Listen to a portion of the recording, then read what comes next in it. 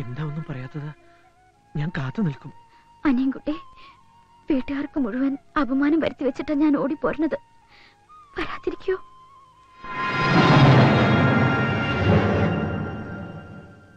വന്നില്ലെങ്കിൽ ഞാൻ ഈ ലോകത്ത് ജീവിച്ചിരിപ്പില്ലെന്ന് കരുതിയാ മതി. എങ്കിൽ അടുത്ത ട്രെയിനിന് ഞാൻ തലവെക്കും. അങ്ങനെയൊന്നും ഉണ്ടാവില്ല. പറഞ്ഞ സമയത്ത് തന്നെ ഞാൻ എത്തിയിരിക്കും, തീർച്ച. ഞാൻ ബുക്ക് സ്റ്റാളിന്റെ മുന്നിൽ കാത്തു നിൽക്കും. എന്നാ ഞാൻ വെച്ചേക്കട്ടെ?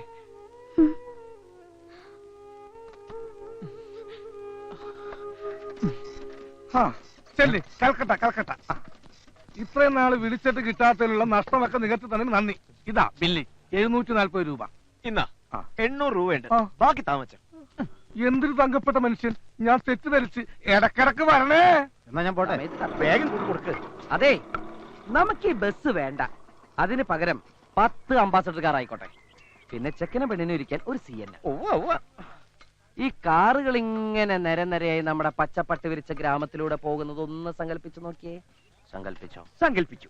സംഗതി നല്ല സുഖമുണ്ട്. എടാ ചെറുക്കാ, നീ എന്നെ കുളിപ്പിച്ച് കരുതുന്ന ലക്ഷണമാണല്ലോ. അച്ഛാ, ഈ കല്യാണം ജീവിതത്തിൽ ഒരിക്കലേ ഉള്ളൂ. അവിടെ പണം ഒരു പ്രശ്നമാക്കരുത്. മൊത്തം ബില്ലിംഗ് തന്നെ I will pay.